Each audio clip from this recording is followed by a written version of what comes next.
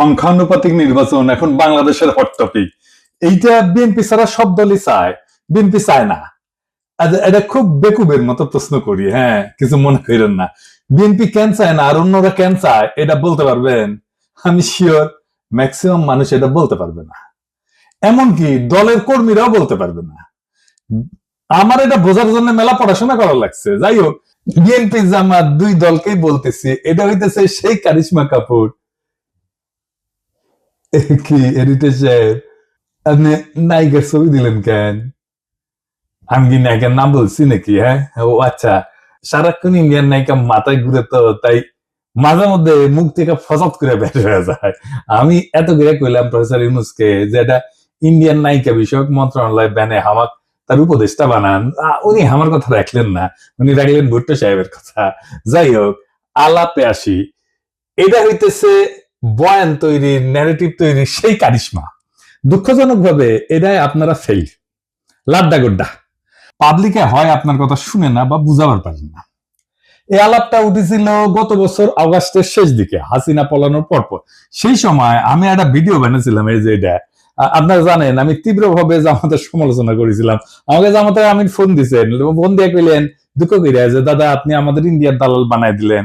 আমি বলছিলাম যে শহীদ ভাই, আপনারা মাঝে মাঝে এমন ভুল করেন যে মনে হয় আপনারা স্লিপ ওয়াকিং করিচ্ছেন। স্লিপ ওয়াকিং মানে বুঝেন তো, যে ঘুমের মধ্যে হাঁটে, সেগুলো চেতন নাই, অচেতন অবস্থায় হাঁটিচ্ছে, তো সেভাবে হাঁটে। তা আপনারা ঘুমের মধ্যে হাঁটিচ্ছেন, আপনাদের আঘাত না করলে তো ঘুম ভাঙবি না, তাই না?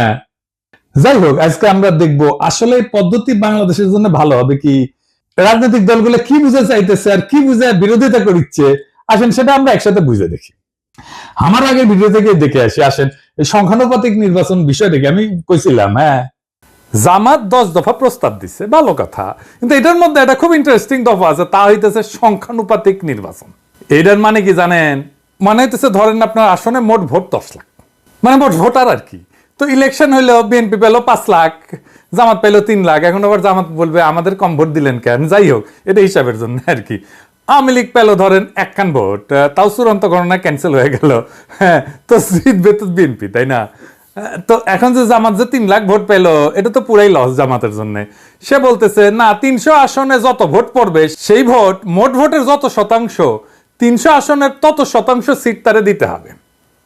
তার মানে কোন সিটে আলাদাভাবে যারা জিততেছে না, তারা যদি সব মিলায় 1% ভোটও পায়, তাইলে তারা 3টে সিট পাবে, বুঝছাও? যদি 0.5% পায়, তাইলেও একটা সিট অন্তত পাবে। ছোট দলের জন্য খারাপ না, সিট বাড়ে এতে। ইউরোপের অনেক দেশে সিস্টেম আছে।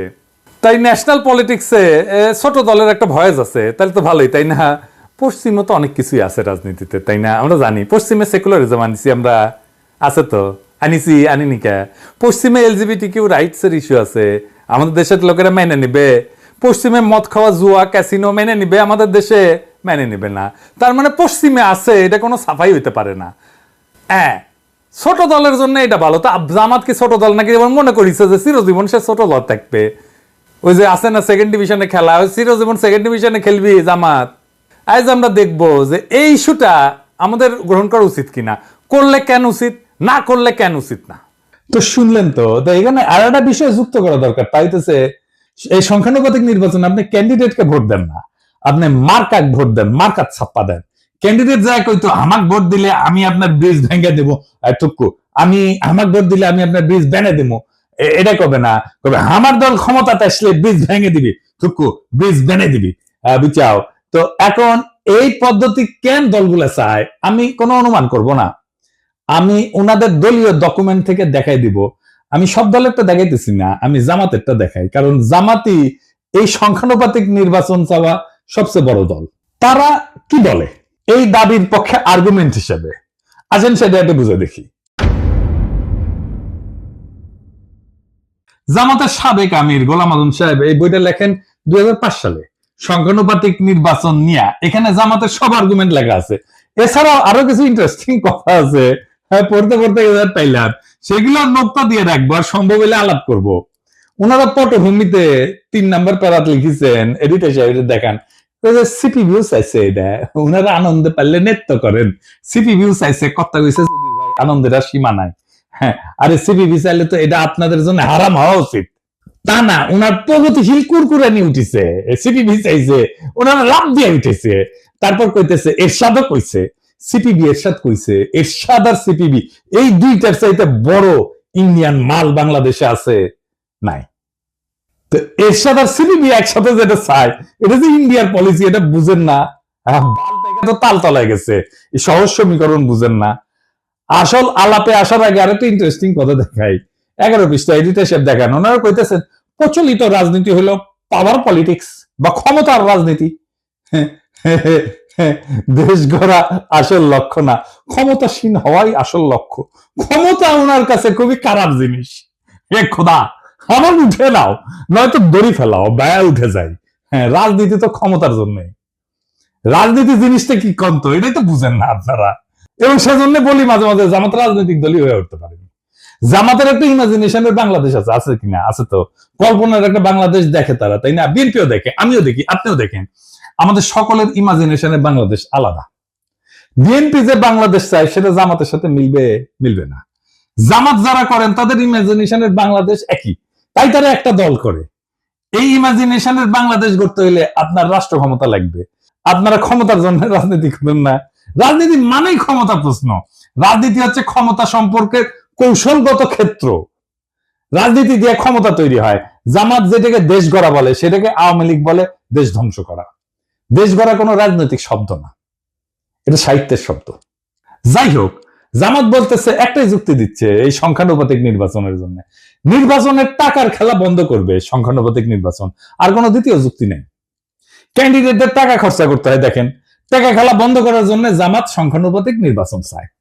খুব সৎ চাওয়া, তাই না? আচ্ছা, জামাতের ভাইরা বলেন তো, আমি বিএনপি জামাতের উদাহরণ দিব না, কারণ আপনারা তো ভালো ছেলে, সন্ধ্যাবেলা হাত মুখ ধুয়ে পড়তে বসেন, তাই না? তো ধরেন জাতীয় পার্টি, যে খারাপ পার্টি আপনাদের কাছে, তাই না? সে তো 7% ভোট পায়, তাই না? বাংলাদেশে মানে সে 21টা সিট পাবে, পাবে কিনা? 21টা না পেলে 15টা পাবে, 15টা না পেলে 10টা পাবে, 10টা না পেলে 5টা তো পাবে নাকি? এর মধ্যে যদি সে এক একটা সিট 500 কোটি টাকায় বিক্রি করতে চায়, হবে না বিক্রি? আপোষে হবে। আওয়ামী লীগের লোকেরাই কিনে নেবে।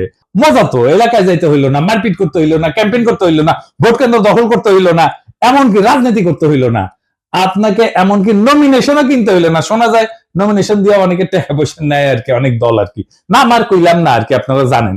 আপনার টাকা আছে, আপনার জিতা সিট কিনে নিলেন, নো রিস্ক, হারার কোনো ভয় নাই। ধরেন দল এলাকা ভাগ করে দিল, বললো যে এখন যে সিট আছে ওইভাবে ভাগ করলো।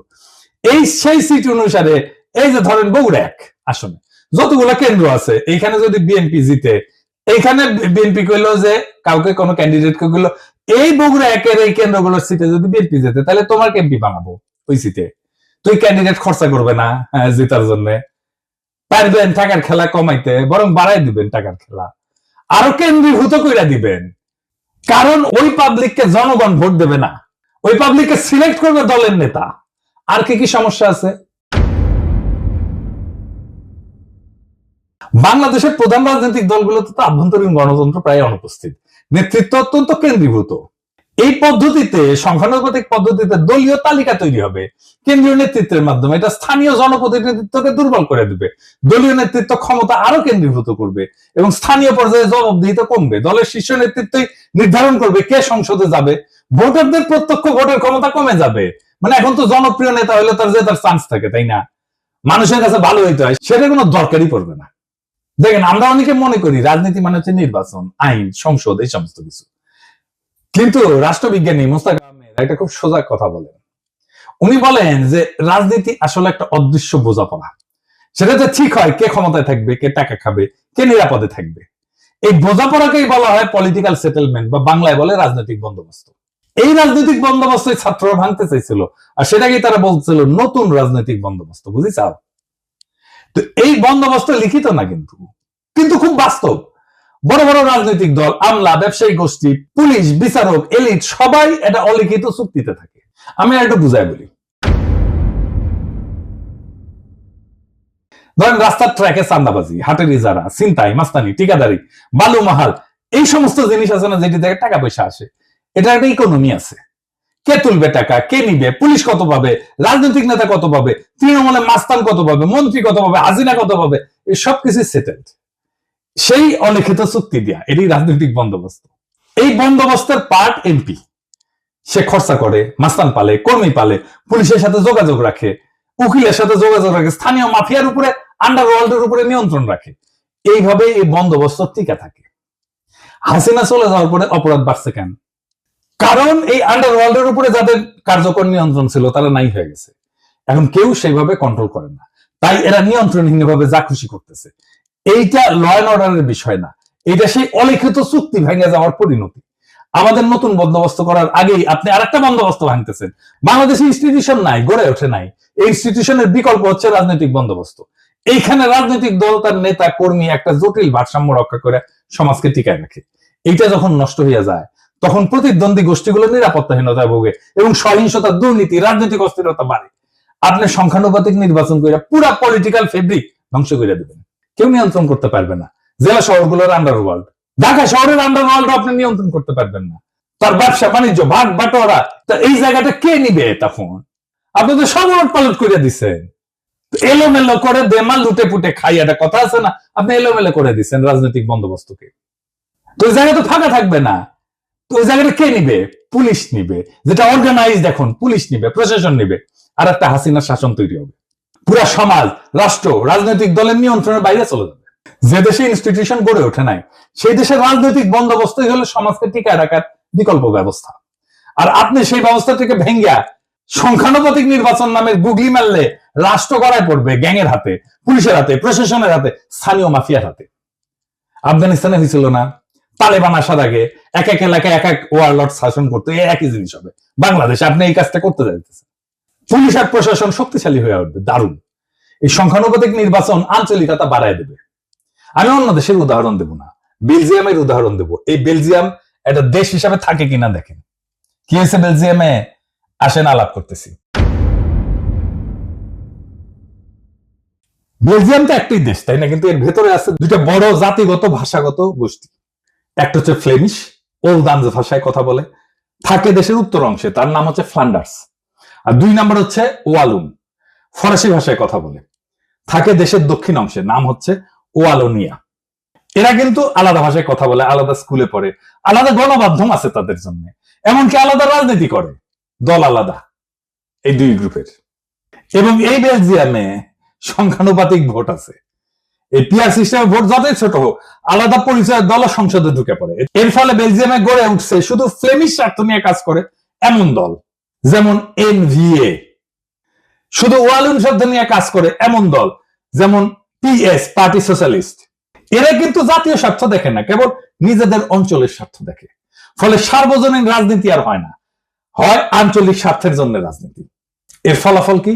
সরকার গঠন করতে পারে না। ফ্লেমিশ আর ওয়ালুন এদের মতানৈক্য চূড়ান্ত।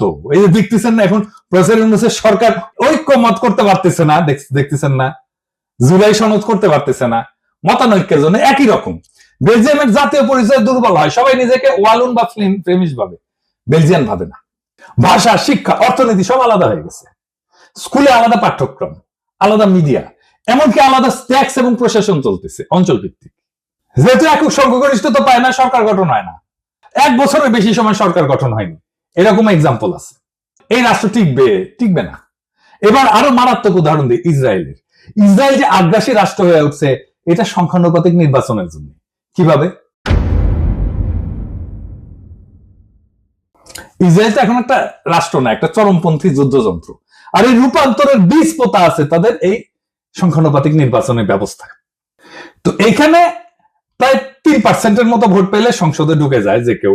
এই ফাঁক গলে ক্ষমতার মঞ্চে উঠে আসছে এক ঝাঁক ধর্মীয় হুলিগান, যারা গণতন্ত্র না, ধর্মীয় শাসন এবং জাতিগত নিধন চায়, ফিলিস্তিনের ধ্বংস চায়, গাজার ধ্বংস চায়। কারা এই হুলিগান? যেমন SHAS, এরা নারী অধিকারের প্রকাশ্য শত্রু, সিভিল ম্যারেজের প্রকাশ্য শত্রু। তারপরে আরেকটা আছে UTZ, এরা নারীদের ভোটের শত্রু, আধুনিক শিক্ষার শত্রু, এমনকি রাষ্ট্রীয় আইনকে অস্বীকার করে। আরেকটা আছে ওরজেমা ইহুদিক, আরবদের নাগরিকত্ব বাতিল করে দিতে বলে, গাজায় গণহত্যা উস্কায় দেয়। এদেরকে ইহুদি তালেবান বলা হয়। এরা 5 থেকে 6% ভোট পায়, কিন্তু মন্ত্রিসভায় তারা নীতি নির্ধারক। তাদের জন্য সরকার গঠিত হয়, কারণ কেউ সংখ্যাগরিষ্ঠতা পায় না এবং এরা এই সাপোর্টটা দেয় এবং সরকারের নীতি জিম্মি হয়ে যায় এদের কাছে। ইসরায়েলে কোনো দল একক সংখ্যাগরিষ্ঠতা পায় না। সরকার গঠনের জন্য এই হুলিগানদের সমর্থন লাগে। তারা চুক্তি করে শর্ত দেয় যে আমাদের দাবি যদি না মানো তাহলে সরকার ফেলায় দেব। নেতানিয়াহু বাধ্য, তাকে বিচার বিভাগ ভেঙে দিতে হয়েছে এদেরকে সন্তুষ্ট করার জন্য। এই বিচার সংস্কার ইস্যুতে 2023 সালে ইসরায়েল জুড়ে ইতিহাসের সবচেয়ে বড় গণবিক্ষোভ হয়েছে। এই এদেরই নেতা এই বেন-গাভির আল-আকসায় যায় বলছে আরবদের সরাও, এটা আমাদের। এটার ফলেই কিন্তু হামাস রকেট ছড়ে, তারপরে যুদ্ধ শুরু হয়, বুঝেছেন? এবং মন্ত্রিসভায় যারা যারা আছে এই যে এই ছোট দলগুলা হুলিগানদের, তারা বলছে গাজায় জনসংখ্যা কমাও, পানি বিদ্যুৎ বন্ধ করো, বোমা দিয়ে তাদেরকে ছারখার কইরা দাও। এই যুদ্ধ ছিল ধর্মীয় প্রতিশোধে পরিচালিত গণহত্যা এবং এই গণহত্যা করছে এই সংখ্যানুপাতিক নির্বাচনে ফাঁক গলিয়া ঢুকা গেছে যারা, তারা বাংলাদেশে একই ধরনের ঘটনা ঘটবে। এমনকি ইরান যুদ্ধে রাজনীতিকে বানানো হয়েছে ধর্মীয় জিহাদ। এই ওরজেমা ইহুদির এরা বারবার বলছে ইরানকে সরাসরি আক্রমণ করো। এই যুদ্ধকে তারা বলছে জুইস ডেস্টিনি। কূটনীতি, আন্তর্জাতিক আইন, আঞ্চলিক স্থিতিশীলতা সব ফালতু, শুধু যুদ্ধ, আগুন আর দখল চাই এদের জন্য। এবং এই প্রপোর্শনাল রিপ্রেজেন্টেশন সংখ্যানুপাতিক নির্বাচনের জন্য ইসরায়েল এখন একটা চরমপন্থীদের রাষ্ট্র হয়ে গেছে, যেখানে 5% উন্মাদ একটা দেশের 95% ভবিষ্যৎ নিয়ন্ত্রণ করে। ইসরায়েল আজকে প্রমাণ যে সংখ্যাগত সমতা মানে রাজনৈতিক সুস্থতা না, প্রপোর্শনাল রিপ্রেজেন্টেশন মানে ক্ষমতা বিকেন্দ্রীকরণ না, জনগণের ক্ষমতায়ন না, অনেক সময় চরমপন্থার কেন্দ্রীভবন হয়। আপনারা রাজনীতিতে আপনার কল্পনার ইমাজিনেশনের বাংলাদেশ করবেন, কিন্তু সেই ইমাজিনেশনের ভেতরে এই বাস্তব দেশের জনগণ, এই মানুষের মুখ, তাদের যন্ত্রণার বাস্তবতা তো অনুপস্থিত। রাষ্ট্রটা কি ল্যাবরেটরির এক্সপেরিমেন্ট রে ভাই, যে একটা জিনিস ট্রাই করব, আবার দেখব, ভুল হবে, আবার দেখব? তা তো না। ইসরায়েলের মতো রাষ্ট্র চরমপন্থার হাতে কুক্ষিগত হয়ে গেছে এই সিস্টেমের কারণে। বেলজিয়ামের মতো রাষ্ট্র বিভক্ত হয়ে যাইতেছে ভাষার দাঙ্গায়। বাংলাদেশকে নিয়ে কি সেই পথে হাঁটতে চান? আমরা কি দেখতে যাচ্ছি? এমন একটা দেশ যেখানে ভোটার থাকবে কিন্তু কোনো প্রতিনিধিত্ব থাকবে না, যেখানে রাজনীতি থাকবে কিন্তু রাষ্ট্র থাকবে না, যেখানে রাষ্ট্রের নিয়ন্ত্রণ থাকবে স্থানীয় গ্যাং, পুলিশ আর প্রশাসনের হাতে। শক্তিশালী ইনস্টিটিউশন না গড়ে ওঠায় যে রাষ্ট্রের প্রত্যেকটা জেলা এখনো একটা রাজনৈতিক বন্দোবস্তের মধ্যে টিকে আছে, এই প্রপোর্শনাল রিপ্রেজেন্টেশন সংখ্যানুপাতিক নির্বাচন আইসা সেই সামাজিক ভারসাম্য ধ্বংস করে দেবে, রাজনৈতিক ভারসাম্য ধ্বংস করে দেবে। নতুন কিছু গড়ার আগে পুরনোটাকে ভেঙে ফেলতে চাইলে দায়িত্ব তো আপনার রে ভাই। কিন্তু যদি আপনি না জানেন কি ভাঙতেছেন, তাহলে আপনি তো স্থপতি না, আপনি তো ধ্বংসের কারিগর। বাংলাদেশ আজ এক ক্রসরোডে দাঁড়ায় আছে। কিছু দলের ভুল সিদ্ধান্ত, কিছু বুদ্ধিজীবীর নির্বোধ গুগলি আর কিছু বিদেশি থিঙ্ক ট্যাঙ্কের ঠাইসা দেওয়া এক্সপেরিমেন্ট, এসব মিলা আজ রাষ্ট্র এক ভয়ঙ্কর জুয়া খেলায় ঢুকে পড়ছে। একটা দেশ যেটা গণতন্ত্র ছিল ভঙ্গুর, আইনের শাসন ছিল কাগুজে, সেই দেশে আপনি যদি রাজনৈতিক বন্দোবস্ত না রেখা এই সংখ্যানুপাতিক নির্বাচনের সিস্টেম চাপায় দেন, তাহলে না গড়ে উঠবে তা গণতন্ত্র না, তা হবে পলিটিক্যাল মাফিয়ার এনক্লেভ। আর মানুষ শুধু ব্যালটের সেরা কাগজ হয়ে থাকবে। আমরা কি একটা রক্তাক্ত বিপ্লবের পরে এমন একটা পরিণতি চাইছিলাম? বিচারের ভার আজকে আপনাদের উপরে দিলাম। এই দেশ ধ্বংস কইরেন না, এই দেশ ধ্বংস হয়ে যাবে যদি আপনাদের বিবেচনাবোধ অন্ধকার হয়ে যায়, আপনাদের জাজমেন্ট যদি ক্লাউডেড হয়ে যায়। সেই রাস্তায় আমরা হাঁটতে চাই না, আমরা বিপ্লবের রাস্তাতে হাঁটতে চাই। বিপ্লবকে পরিপূর্ণভাবে বিজয়ী কইরা বাংলাদেশকে একটা নতুন রাষ্ট্র করতে চাই। ইনকিলাব জিন্দাবাদ।